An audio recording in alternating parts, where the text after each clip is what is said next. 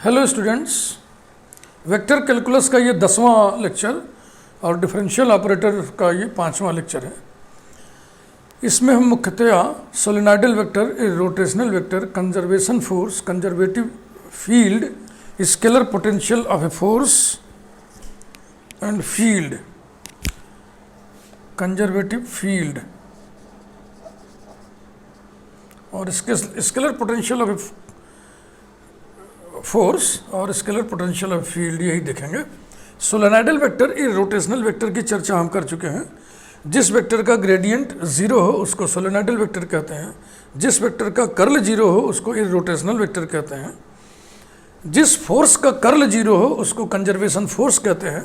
जिस फील्ड का curl zero हो उसको कंजर्वेटिव फील्ड कहते हैं। और अब स्केलर पोटेंशियल मैं सिर्फ आपको बता दे रहा हूँ, उसके बाद कुछ एग्जाम्पल्स हम लोग देखेंगे। Scalar potential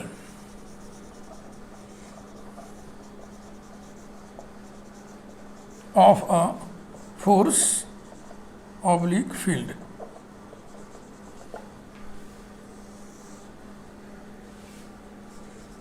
Let capital F arrow denote a force or field such that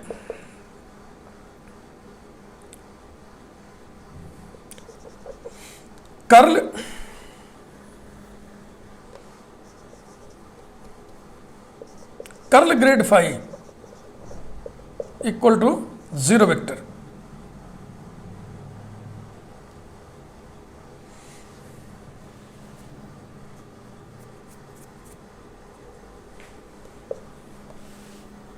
where F arrow equal to grad phi. Curl grad phi zero होता है। Curl grad phi double operator में आपको हम बताएं ये जीरो वेक्टर होता है। और जो ये ग्रेड फाई है ये एफ एरो हो जाए तो हो जाएगा curl F arrow equal to zero. यानी कर्ल एफ एरो जीरो हो जहां पर एफ बराबर इतना हो। तो चाहो तो आप ऐसे लिख दो, such that curl F arrow equal to zero vector where F arrow equal to grad phi. तो curl grad phi equal to zero. Then scalar function phi is called scalar potential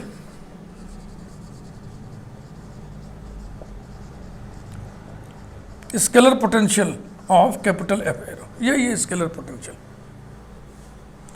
curl grad phi zero होता है। Grad phi vector है। Grad phi अगर किसी field को denote करे या किसी फोर्स को डिनोट करे तो फाई फंक्शन जो इसमें इन्वॉल्व हो रहा है उस फाई को हम स्केलर पोटेंशियल कहते हैं।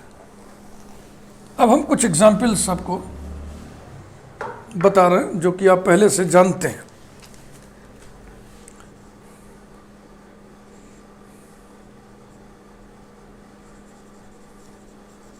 Examples number 1, curl vector A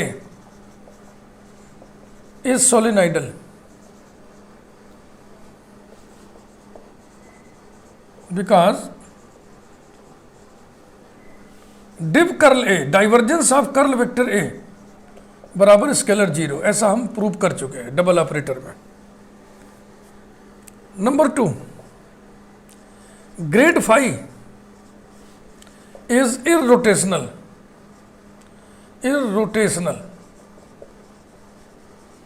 because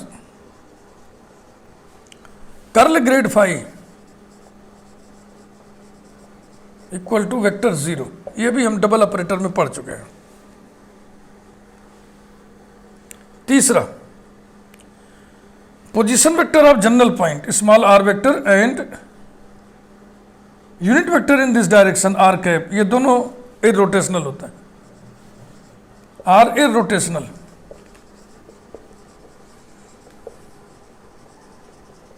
because curl small r vector equal to zero vector. ये मैं करके आपको दिखाया हूं और इसी तरीके से ये आप खुद करके देख लेंगे। Curl r cap equal to zero vector.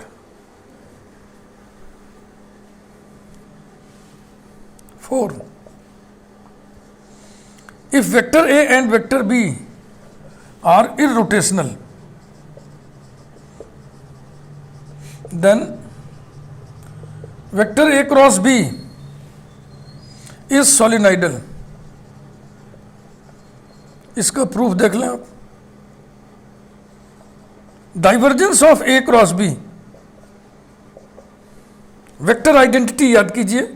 Divergence of A cross B बराबर होगा vector B dot curl vector A minus vector A dot curl vector B. चूंकि ए और बी दोनों इरोटेशनल है, इसलिए कर्ल ए भी जीरो वेक्टर होगा, curl B भी जीरो वेक्टर होगा. So this will become vector B dot vector zero minus vector A dot vector zero equal to scalar zero minus scalar zero equal to scalar zero. तो जिस vector का divergence scalar zero हो वो vector सोलिनॉइडल होता है. तो ये 4 हो गए. नेक्स्ट,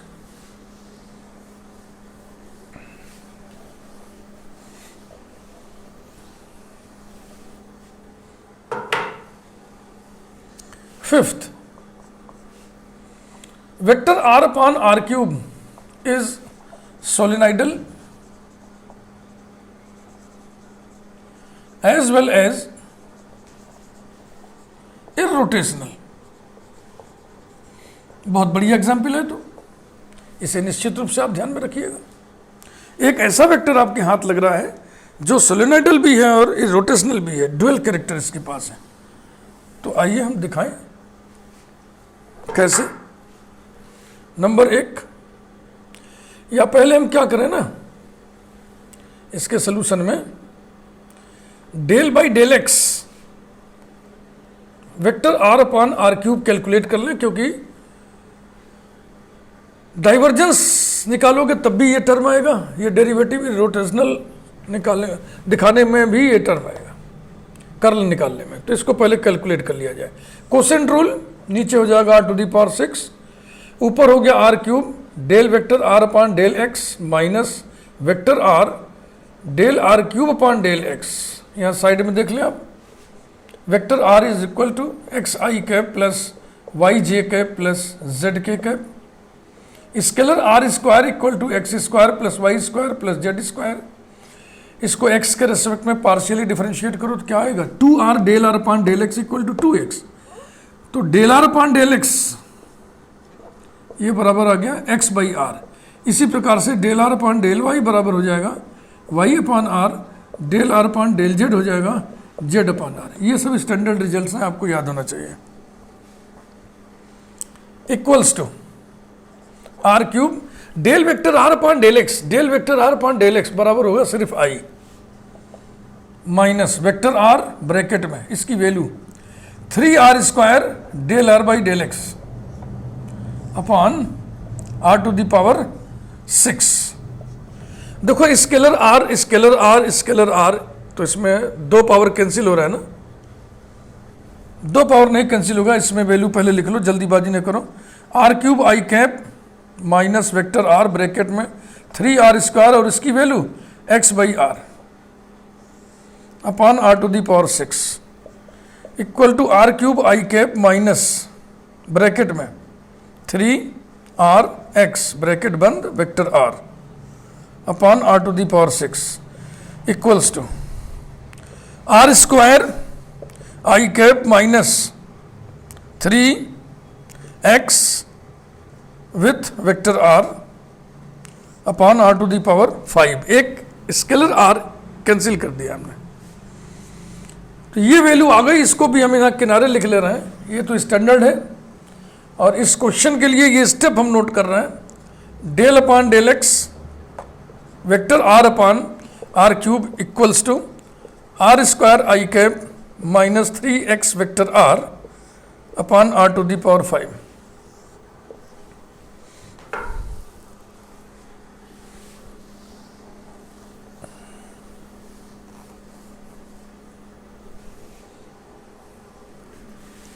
अब आप लिखिए number 1, divergence of vector are upon r cube equals to, divergence माने sigma i cap dot del by del x और बगल में vector r upon r cube equals to sigma i cap dot इसकी value ये है। ठीक सामने dividing line, नीचे आर टू द पावर 5, ऊपर R square I cap minus 3x vector R equals to sigma dividing line बिल्कुल balance I dot I R square I cap dot I cap minus 3x I cap dot vector are upon are to the power 5 equals to sigma dividing line I dot I 1 हो गया तो हो गया R square minus 3x I dot are कितना होगा, इसमें आई से dot करोगे तो सिर्फ यही x बचेगा, यानी कि हो गया 3x square upon are to the power 5। अब ऐसे ऐसे 3 टर्म्स का सम लिख दो, और यदि समझ में आपके आवे तो ऐसे समझो, सिग्मा का असर r टू दी पावर 5 पर नहीं पड़ेगा, r स्क्वायर पर नहीं पड़ेगा।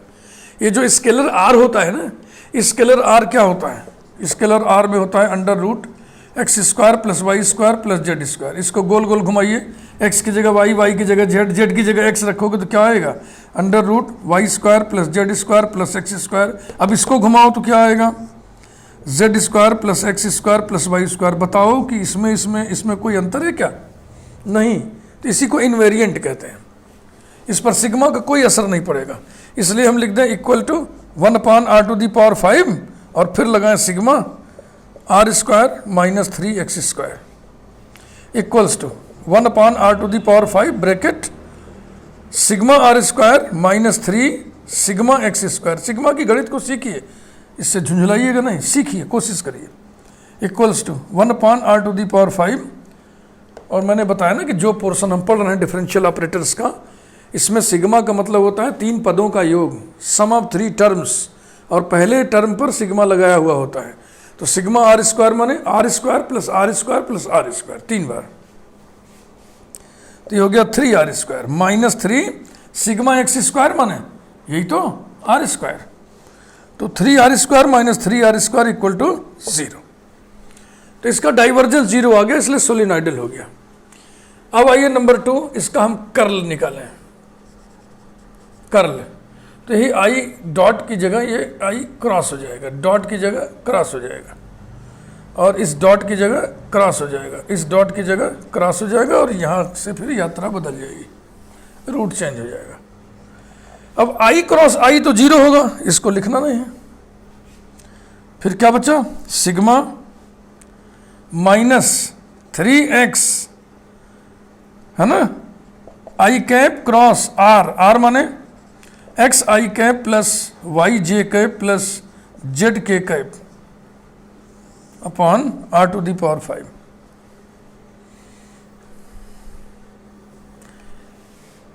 ऊपर लिखते हैं,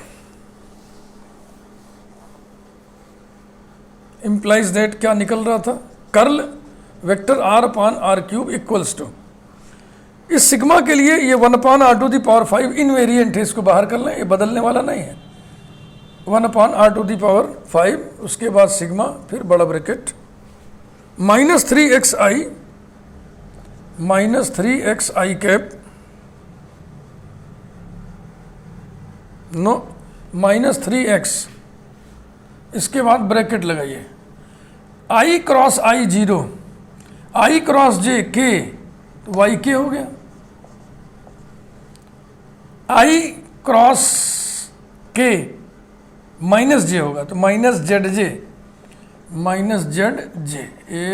ये हो गया।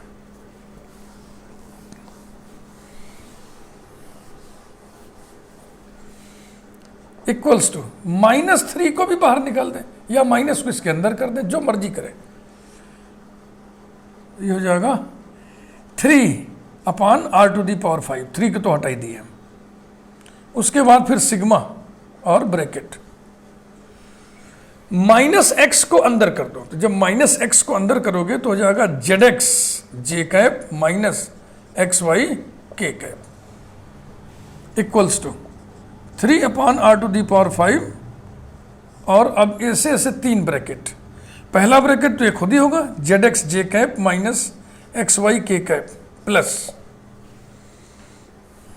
अब इस ब्रैकेट को घुमाओ, साइक्लिकली घुमाओ, एक्स वाई जेड आई जे के, तो जेड घूम के कितना हो जाएगा एक्स, और एक्स घूम के वाई, जे घूम के माइनस एक्स घूम के वाई हो गया, वाई घूम के जेड हो गया, के घूम के आई हो गया प्लस, अब दूसरे ब्रैकेट को घुमाओगे तीसरा मिलेगा, एक्स की जगह हो जाएगा वाई, वाई की जगह जेड, के की जगह आई कैप माइनस वाई की जगह जेड, जेड की जगह एक्स, आई की जगह जे, ये रहा इक्वल्स टू 3/r⁵। पहले आई वाला टर्म देख लें आप, ये है y z minus y z i cap plus, j वाला देख लो z x minus z x minus z x j cap plus, k वाला x y minus x y k cap equals to 3/r⁵, 0 i cap plus 0 j cap plus 0 k cap equals to vector 0। तो जिस vector का curl 0 vector आ जाए वो irrotational होता है, और जिसका डाइवर्जेंस 0 आ जाए वो सोलिनॉइडल होता है। तो वेक्टर r/r³ एक ऐसा वेक्टर है जिसका डाइवर्जेंस भी 0 है, जिसका कर्ल भी 0 है, यानी जो वेक्टर सोलिनॉइडल भी है इर्रोटेशनल भी है। तो ये एग्जाम्पल आपको निश्चित रूप से याद रखना चाहिए। एग्जाम्पल की संख्या में भूल गया कौन कौन सा बताया मैं, 1 2 3 4 5 हो गया, 6th example 6, r⁴n vector r, ये वेक्टर उठा रहा हूं मैं, इसका क्या नेचर है, इज ऑलवेज इर्रोटेशनल, माने n चाहे कुछ भी हो, इज ऑलवेज इर्रोटेशनल बट सोलिनॉइडल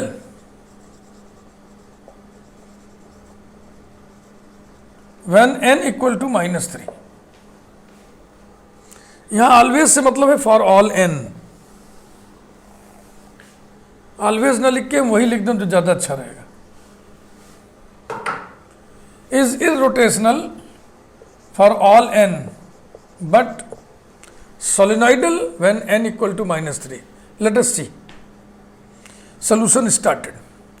तो वही पहले हम निकाल लें del/del x इस वेक्टर का, r⁴n with vector r is equal to del r⁴n/del x with vector r plus r⁴n with del vector r/del x equal to n r⁴n-1 del r/del x with vector r plus r⁴n और del vector r/del x कितना होगा आई cap, अभी लिखे थे ना vector r equal to x i cap plus y j cap plus z k cap, उसको x के respect में पार्शियली डिफरेंशिएट करोगे तो आई आएगा इक्वल्स टू n r⁴n-1, इसकी वैल्यू होती है x by r with vector r plus r⁴n i cap, this is equal to n r⁴n-2 x with vector r plus r⁴n i cap. इसको हम कहीं किनारे लिख लें, del by del x of r⁴n with vector r is equal to n r⁴n-2 x with vector r plus r⁴n with I cap। अब हम एक बार पहले हम इर्रोटेशनल के लिए कर्ल निकालेंगे, फिर सोलिनॉइडल की बतकही करने के लिए डाइवर्जेंस निकालेंगे।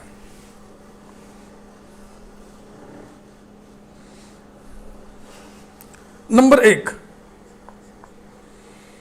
Curl r⁴n with vector r is equal to, curl का मतलब होगा sigma i cap cross del by del x, यही कर्ल होता है।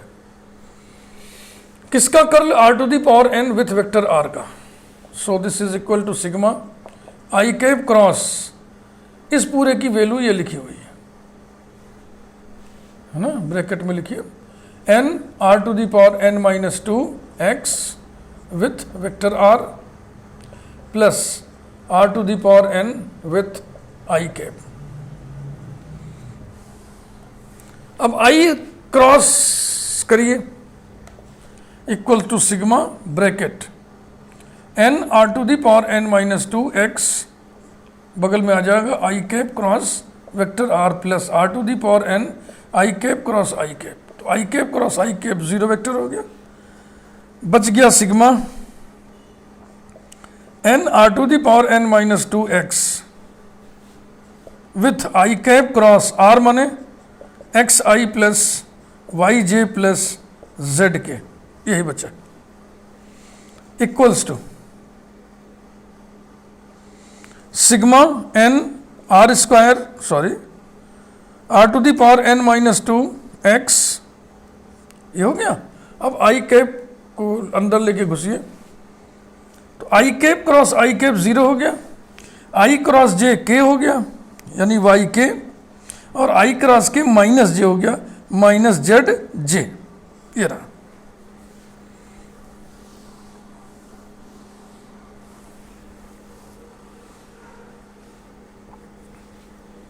इक्वल्स टू ये इनवेरिएंट यानी n r to the power n minus 2 invariant बाहर कर दिए, सिग्मा एक्स से मल्टीप्लाई कर दो x y k cap minus z x j cap,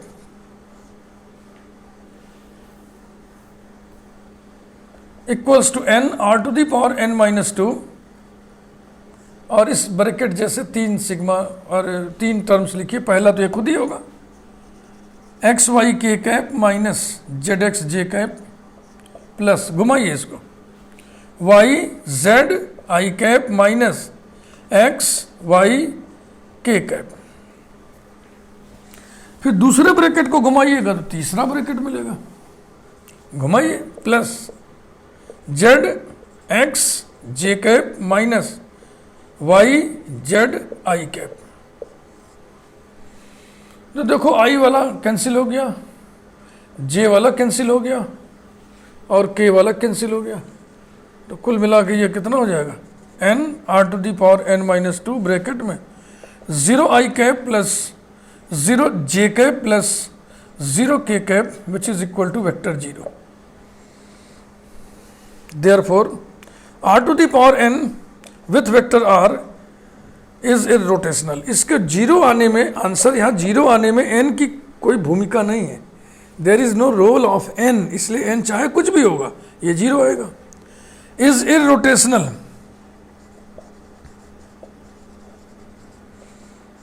for all n. अरे अरे अरे वो तो हम मिटा दिए ना, वो जो लिखे थे डेल अपॉन डेल एक्स वाला, चलो फिर से निकालना पड़ेगा, निकाल लेंगे क्या. नंबर 2 झटके में मिटा दिए. Divergence of r to the power n with vector r equal to sigma i cap dot del by del x r to the power n with vector r. अब इसकी वैल्यू हम निकाल के कोने में लिखे थे, झटके में मिट गया, तो हमें तो याद नहीं कितना होता है, तो चलो फिर से निकालते हैं, पूरा लेके आगे बढ़ते ना. Equals to sigma i cap dot i अंदर del r to the power n upon del x with vector r plus r to the power n del vector are upon del x equals to sigma i cap dot bracket n r to the power n minus 1 del r upon del x with vector r plus r to the power n i cap equals to sigma bracket n r to the power n minus 1 x by r bracket बंद i cap dot vector r plus r to the power n i cap dot I cap equals to sigma n r to the power n minus 2 x i dot r होगा x plus r to the power n equals to sigma bracket n r to the power n minus 2 x square plus r to the power n. अब sigma हटा के ऐसे ऐसे 3 bracket लिख दो, या sigma को इस पर उतारो, सिग्मा को इस पर उतारो। देखो ऐसे भी कर सकते हैं हम।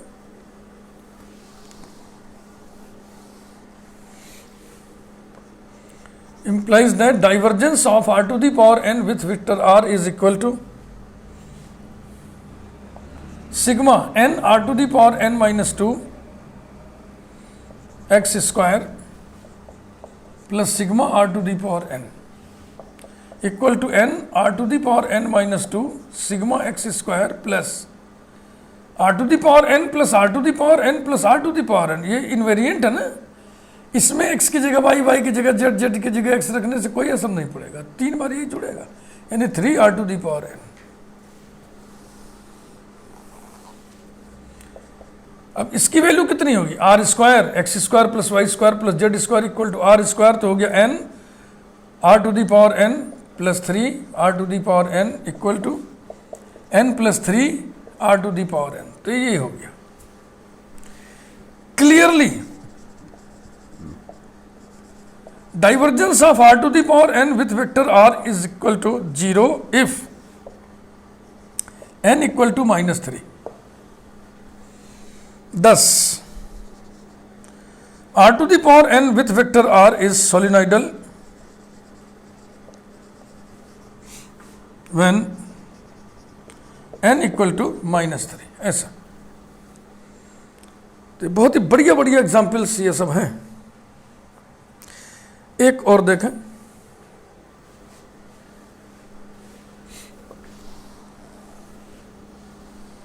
Example 7। If vector A is a constant vector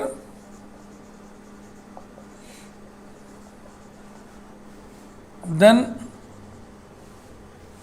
vector A cross vector R is solenoidal,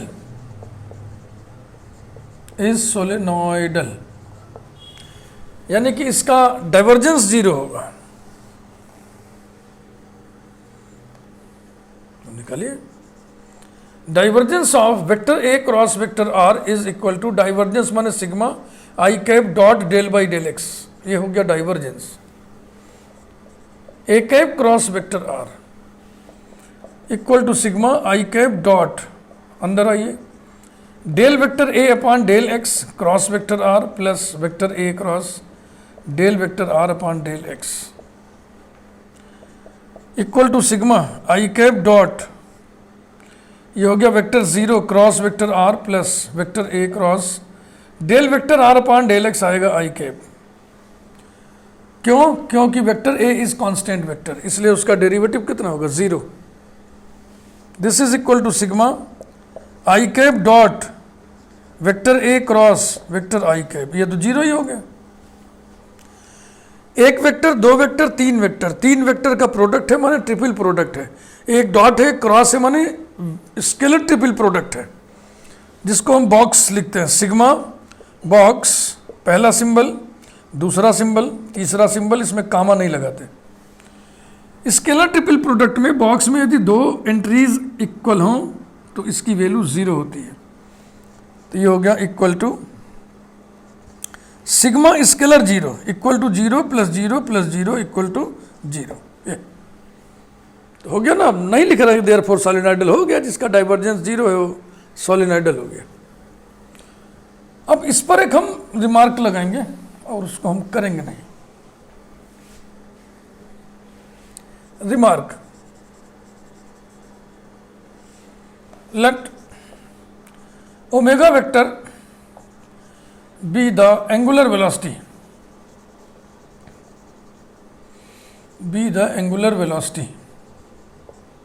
of a moving particle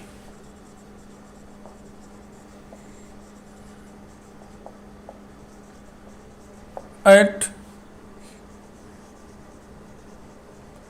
general point small r vector. Point लिख के वेक्टर लिखने का मतलब कि पॉइंट का ये पोजीशन वेक्टर है। Let small v vector b the linear velocity of the point be the linear velocity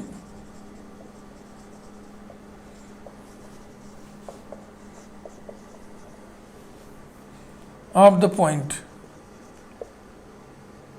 of the particle at that point, then comma as we know that, physics से हम जानते हैं angular velocity और linear velocity का relation, as we know that omega vector is equal to linear velocity small v vector equal to omega cross r, omega vector cross vector r, यही होता है relation. अब क्वेश्चन बना रहे हैं हम इस पे, if omega vector is constant vector, माने एंगुलर वेलोसिटी कांस्टेंट कर दे, is constant, then divergence v equals to divergence omega cross r equals to 0। अभी यही तो हम सिद्ध किए थे, a क्रॉस r का डाइवर्जेंस 0 होगा, a कांस्टेंट वेक्टर था तो हम ओमेगा को कांस्टेंट वेक्टर लिए हुए हैं, ठीक।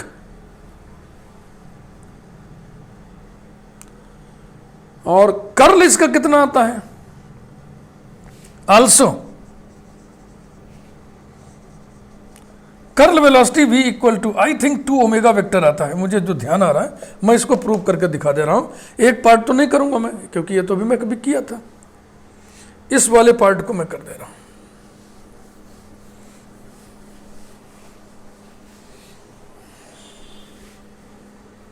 ये कर्ल का फिजिकल सिग्निफिकेंस इसको कहते हैं,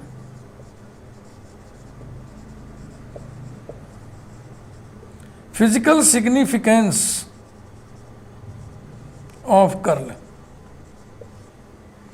एक कर्ल वाला हम बस करने जा रहे हैं, curl of linear velocity is equal to sigma i cap cross del by del x, और v इक्वल टू होता है ओमेगा क्रॉस r, जहां पर ओमेगा कांस्टेंट है, omega being constant.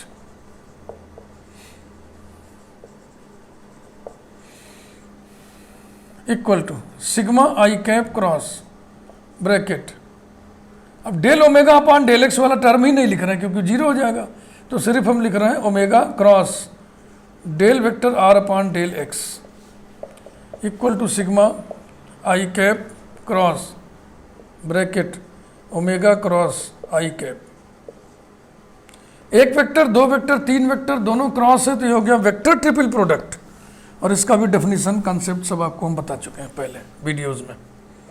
Equal to sigma bracket i dot outer with बचा हुआ, i dot i with omega minus i dot inner, i dot omega with बचा हुआ, ये रहा, equal to sigma bracket omega vector minus omega 1 i cap, where vector omega is equal to omega 1 i cap plus omega 2 j cap plus omega 3 k cap. तो omega vector में आई से dot करोगे तो ये ओमेगा 1 आएगा, equals to sigma omega vector minus sigma omega 1 i cap equal to omega plus omega 3 omega, और ये हो जाएगा omega 1 i cap plus omega 2 j cap plus omega 3 k cap माने ओमेगा। तो मैंने सही लिखा था, ये बराबर आ गया 2 omega. Curl of linear velocity is equal to twice of angular velocity if angular velocity is constant. This is known as physical significance of curl.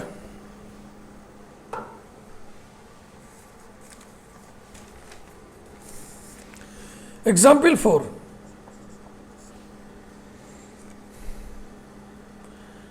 f arrow equal to sin y plus z I cap plus x cos y minus z j cap plus x minus y k cap। Is conservative field, is conservative field. किसी vector field को इस expression से बताया जा रहा है और कहा जा रहा है कि दिखाओ कि ये फील्ड कंजर्वेटिव फील्ड है। तो कंजर्वेटिव फील्ड माने इसका कर्ल 0 हो जाए बस। तो आइए निकाल दें। Curl F arrow equals to,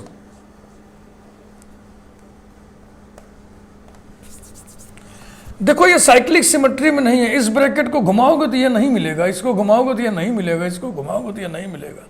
तो जब सिमेट्री नहीं है तो सिग्मा वाला नोटेशन हम नहीं लगाएंगे, तब हम ये डेफिनेशन लगाएंगे कंपोनेंट फॉर्म में जो होता है। ये सब आपको मालूम है, ये डेफिनेशन आपको पता है ना। और इसमें इस कंपोनेंट लिखाएगा एफ एरो के, sine y plus z x cos y minus z x minus y, ऐसे ऑपरेशन होना है। दिस इंटू दिस, ऐसे ना, this operated on this, this मतलब ऊपर से नीचे की ओर। तो मैं पूरा एक बार लिख दे रहा हूं, इक्वल्स टू आई वाला लिख रहा है, ये छोटा ये छोटा, del upon del y operated on, del upon del y operated on x minus y बोलना है। Del upon del y into x minus y ना बोलिएगा, ये ऑपरेटर है, ऑपरेटर का इंटू नहीं होता है किसी क्वांटिटी में, ऑपरेटर इस पर ऑपरेट करता है। Minus del upon del z operated on x cos y minus z, ये कोफिशिएंट आ गया आई का। इसके बाद आप लोग माइनस लिखने के आदी हो, हम प्लस लिखने के आदी हैं। यहाँ प्लस लिख दिया तो माइनस कहाँ एडजस्ट करेंगे, अंदर, माने गुणा उल्टा कर देंगे। तो ये छोटा ये छोटा, del upon del z operated on sine y plus z,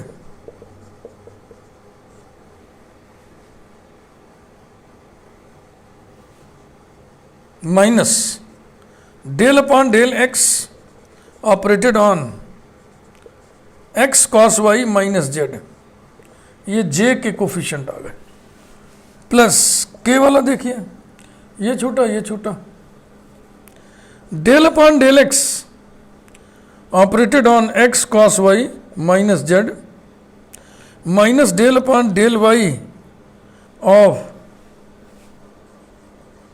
sine y plus z, k हो गया। यहां प्लस लेने से देखो क्या होता है ना, साइक्लिक सिमेट्री में दिखता है सब चीज। देखो ये y z z x x y, ये इसी को आप सिंप्लीफाई कर लो, वेक्टर 0 आएगा।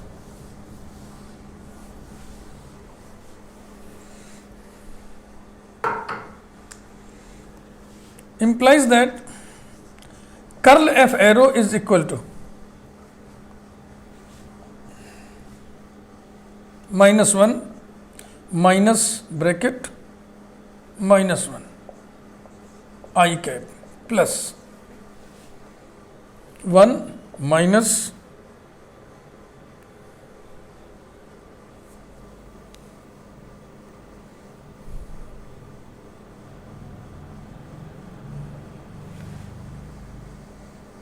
ये गड़बड़ हो गया।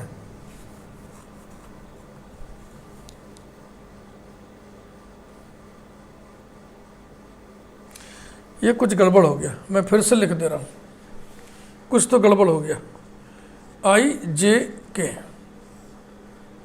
Del upon del x del upon del y del upon del z, इसी में गड़बड़ी हो गई। और इसके नीचे क्या था, इसके नीचे था sine y plus Z,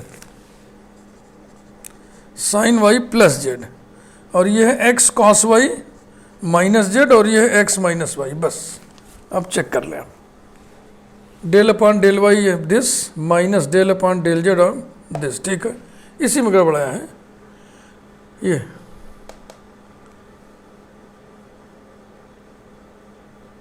del upon del z, del upon del z operated on this minus del upon del x operated on this, ये पकड़ में आ गया। x माइनस वाई, बस यही गड़बड़ी था और कुछ नहीं, सब सही है।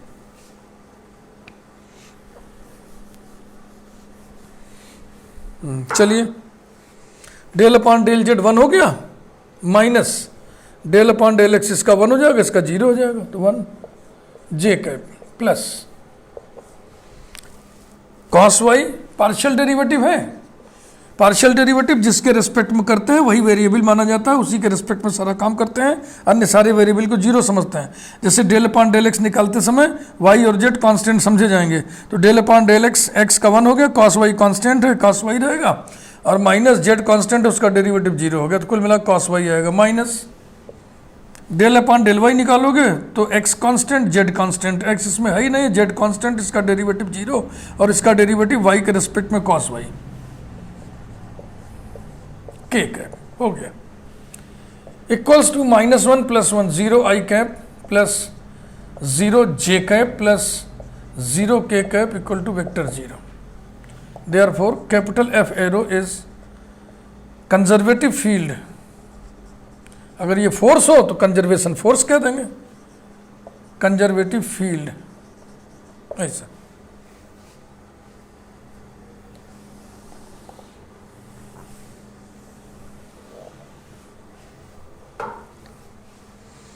वीडियो को लाइक करिए, यदि चैनल आपने सब्सक्राइब नहीं किया है तो चैनल को सब्सक्राइब कर दीजिए। यदि वेक्टर कैलकुलस का ये पहला वीडियो आप देख रहे हैं तो इसके पहले के भी सारे वीडियोस आप देख डालिए, तभी सारी बात आपको क्रमबद्ध तरीके से एक ऑर्डर में आपको समझ में आएगी। Thank you very much.